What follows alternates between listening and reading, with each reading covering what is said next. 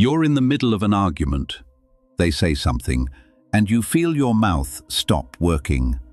Not because you don't know what to say, because everything you could say gets weighed, measured, and rejected in about a second and a half.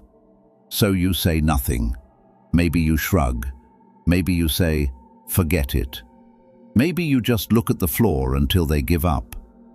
And then, 3 hours later, in the shower, in the car, lying in bed, the sentence arrives. The exact one, perfectly worded.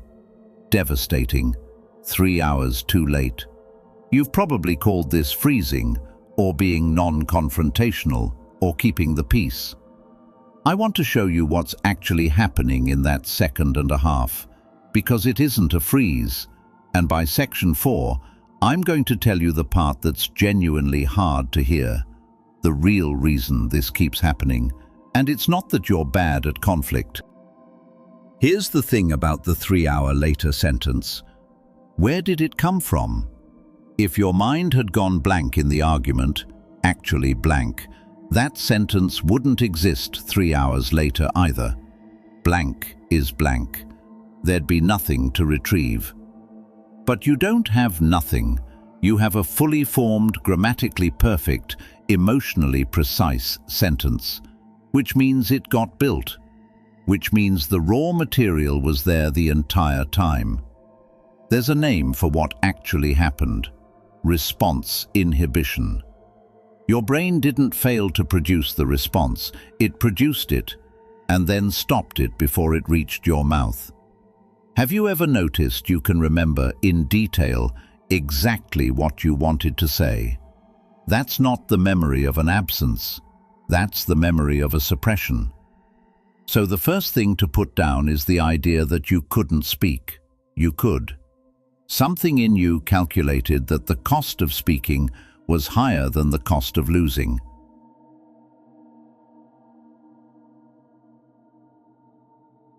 You experience going quiet as withdrawal, as removing yourself, as the least aggressive option in the room.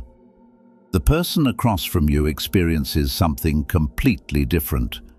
Relationship researchers call it stonewalling, and in the work on what predicts a relationship failing, it sits right alongside contempt and criticism. Not as a passive state, as an act, because to them, your silence isn't absence, it's a wall.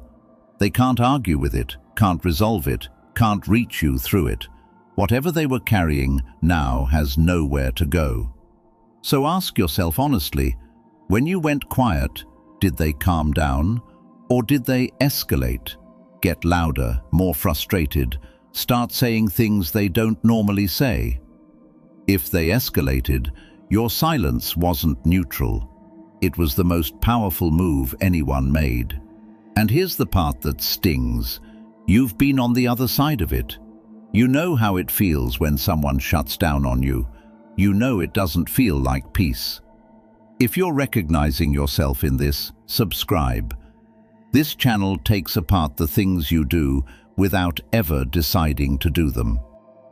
So the sentence arrives 3 hours late, and you run it. Then you run it again. You picture saying it. You picture their face. You sharpen the wording and run it once more. You probably think of that as working through it. It isn't. Look at what the replay actually does. In every single version, you win. You never rehearse the one where you say it and they have a good answer. You never rehearse the one where you're wrong. It isn't an analysis of the conversation. It's a corrected edition of it, where you were articulate and they had nothing. And your brain pays you for it. Building a satisfying scenario gives off the same small reward as actually resolving something, which is exactly the problem. You get the feeling of having said it without the risk of having said it. So the sentence gets more perfect every time and less likely to ever leave your head. Going quiet isn't a malfunction, it's a strategy. And the reason you keep using it is that it works. Think about what happens after you shut down. The argument stops. Maybe not that second, but it stops. The other person runs out of road. The conflict ends.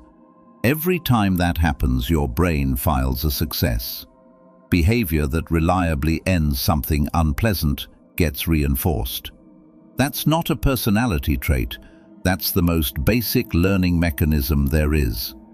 Which means every argument you've ended by going quiet has made you more likely to do it again, not less. You've been training it, one conflict at a time, probably for years. Ever wondered why speaking up has got harder as you've got older, not easier? That's why. You haven't become more anxious. The strategy keeps working, so you keep running it. You're not frozen. You're fluent. Here's what happens to a relationship where one person goes quiet. Arguments don't get resolved, they get ended, which is a different thing. Nothing was settled, the volume just came down. So whatever started it stays in the room, and it comes back, and you go quiet, and it ends again. Then something quieter happens. The other person learns there's no point raising it. They stop bringing things up. The house gets peaceful, and you might read that peace as things finally being fine. It isn't. It's the sound of someone deciding you're not reachable. The relationships where nobody argues aren't the strong ones. They're the ones where at least one person has stopped trying to get through. You didn't lose those arguments.